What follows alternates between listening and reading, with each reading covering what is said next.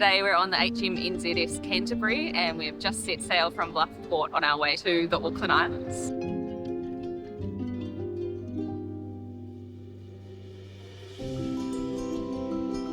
So the Subantarctic is a ring of islands and ocean that surround Antarctica, and these are the waters that Sir Peter Blake sailed in his round the world trips, and he noticed change. And he had two things to say about it. One is that we needed to get on with monitoring and understanding that change, but the second was that we needed to get that message into every classroom. And so this expedition is part of that.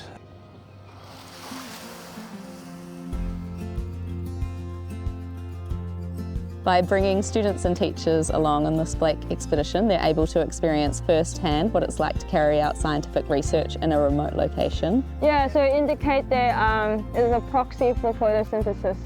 And then hopefully this all inspires them to be able to care and continue to advocate for our environment. This has totally been a new experience for me. So far I've been a part of peat coring, megaherb observations, and by far my favorite is the rock sampling. Learning here is just so much more hands-on than any opportunity we could get in a classroom. It puts a why to what we learn at school. I can see why we learn about zonation on the hills. I can see why we learn chemistry in the water, and I can see why we learn about radiation in the rocks and how we date them, and using that to understand our past, to understand what we're going to be facing in the future. I reckon they've got a lot out of it. They're so excited.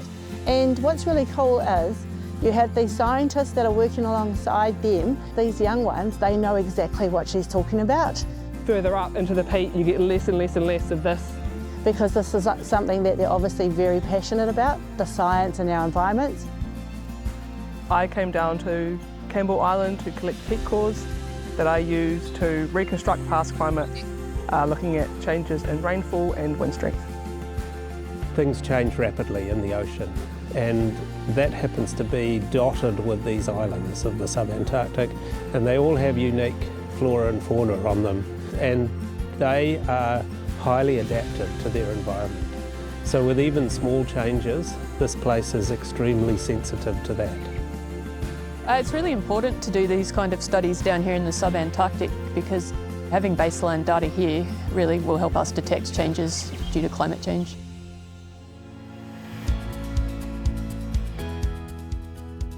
We're just so excited to be learning from the scientists through their experiments about the impacts on global warming and climate change, and seeing how I can take that back to my school. I think the experience of being on a Navy ship has really opened my eyes. They learn so much discipline and so many wonderful manners and skills just by being part of the Navy, so that's been a huge learning curve too. The students that have come with us on this trip have just been absolutely amazing. They've exceeded all my expectations. Just so much enthusiasm for all aspects of marine science that we've thrown at them down here. And they've been fantastic research assistants, so we can pass the baton to them in future, and they'll be able to keep looking after these special places.